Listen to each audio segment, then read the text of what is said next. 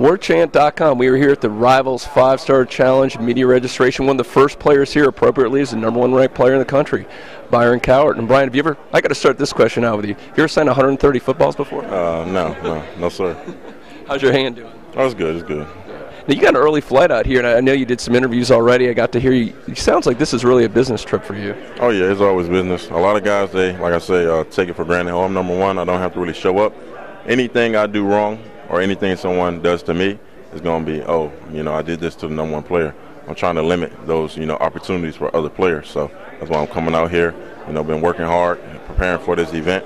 I mean, I'm not really trying to let anybody get shine off my name. So, yeah, it's a business trip. You got some of the top offensive linemen in the country here. You're going to get to challenge yourself against the best. There are a couple guys, you studied a little bit of film, a couple guys that you're really looking forward to matching up against? Marquez is not here, but, we did a little stuff at the Nike Combine. I don't know how to pronounce his name. He's from Georgia. Yeah, him, some guy from Texas. At the end of the day, I'm going to go out and compete. Whoever they put in front of me, I know film doesn't tell it all.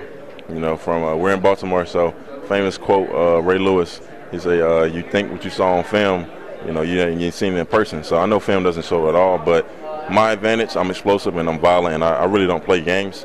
I'm going to try to get your hands off of me, and I'm going to try to get mine off before you get yours off. So, it's business, and I'm looking to go against a lot of the top guys. So, we'll see. I know you've got a lot of schools you're still looking at in the recruiting process, but it sounds like at least at this point there's 4 stand out. What are those 4, and kind of what separates them right now? It's just because I have a blueprint for each school. Oregon, the Nike platform, me doing broadcasting. USC, we're working on getting it back tight like it was, but before it was like, I loved it. USC, they were going to be a hat on the table. Now they're working on getting back on the table. But, they're the #2 communication school, I think, or state or something like that. Florida, I know Derek Tyson. I had mistaken. I thought he went to Florida. But, he just knows people from there. But he's an Armwood guy. And, Clemson, they're building, a new, sports broadcasting, area for their school. So that's good. It sounds like you're going to cut it down to a top 6 at some point. When is that going to be finalized? When are you going to announce that? I know it has to be before January, so it might be after the summer, but we'll see.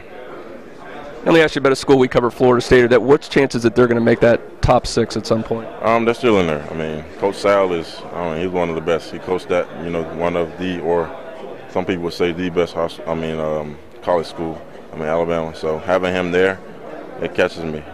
He knows what he's doing, so I like him. What are your plans this summer after this camp? Well, after the opening, I'll try to get to Alabama, Oregon again, Clemson, and I think I'm supposed to be going to Notre Dame, but, we'll see how that goes. Is anybody in your ear recruiting you, other players or friends right now to schools? No, sir. No, sir. Sounds good. Here with Byron Cowart, #1 prospect in the country. Thanks for joining us. Appreciate it.